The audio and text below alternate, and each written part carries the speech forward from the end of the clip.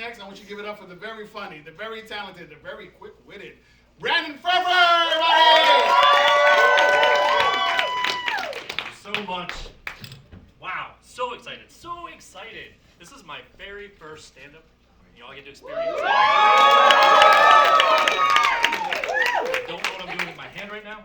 I know it might be awkward. I got a shaved head and it might be uncomfortable because I might be on video. So I'm going to put that down because I don't want to do anything controversial. So Jesus. Let's talk about Jesus. Do you think Jesus, when he couldn't make a decision, did he go, what would I do? Right? A couple weeks ago, I had to make a big decision. I bought a car. I bought a hybrid car. Well, actually, it's a gasoline car, but it identifies as electric. I didn't realize what a controversial decision that would be. See, Motor Trend, I bought it because Motor Trend said it was like the best electric car of the year.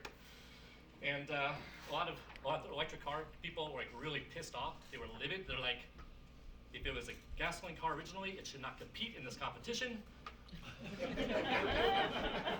But, to their defense, Motor Trend is like, as long as it has electricity, we have a policy to defend it. It's called Tag in Title IX. Right?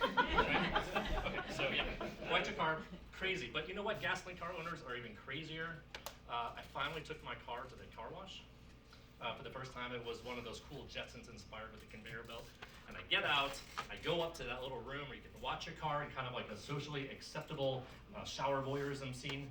And a lot of these other people, the gasoline car owners, started giving me looks when my car rolled up. And I saw them go over to the manager. The manager comes over to me and he's like, I'm sorry, sir, I'm gonna have to ask you to take your car to another place.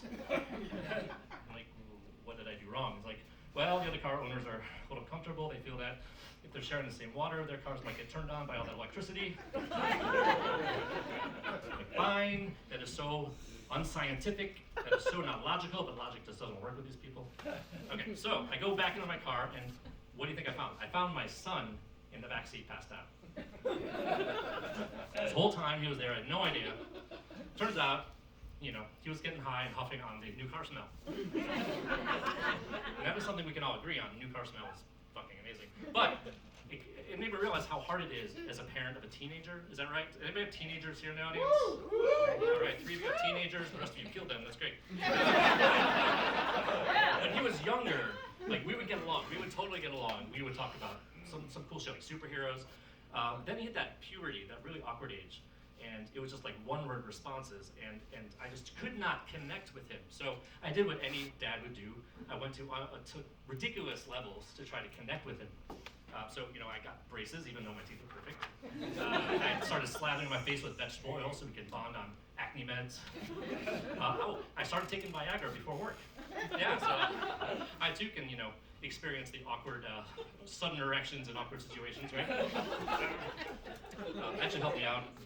During my meeting with my CFO when I was able to illustrate the rise in profits. Okay, but what really got ahead of it, a couple years later, I finally had the sex talk with my son. We finally connected. I sat him down.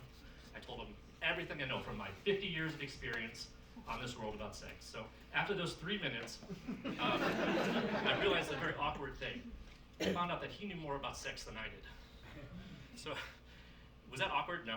As a dad, I wanted to connect. I wanted to say, look, I'm going to take this opportunity. So I went and got my notebook.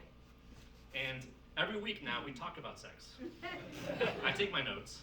We connect. My sex life has never been better.